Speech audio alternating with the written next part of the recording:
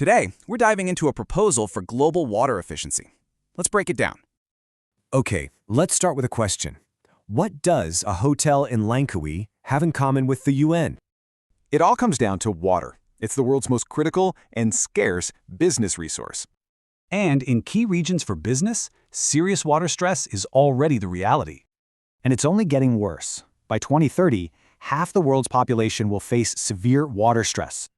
So this isn't just an environmental issue. It's a massive risk to your business. The solution? A systematic approach.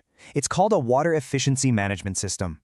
It's all about a continuous cycle. You establish a policy, implement it, and keep improving. The cool part? There's already a global playbook to guide organizations on this. So think of ISO 46001 for companies. It aligns perfectly with the UN's goals for nations. And adopting this standard pays off. We're talking better reputation and attracting those conscious investors. Okay, let's make this real. We'll start with an industry we all know, hotels. But the biggest opportunities for savings? They're actually hidden away back of house. Take the kitchen, for example. It's a huge area for water consumption. Look at this. Just upgrading a dishwasher can have a dramatic impact on water use. These practical tips show how global standards can tackle very specific, local needs. So this goes way beyond just one hotel.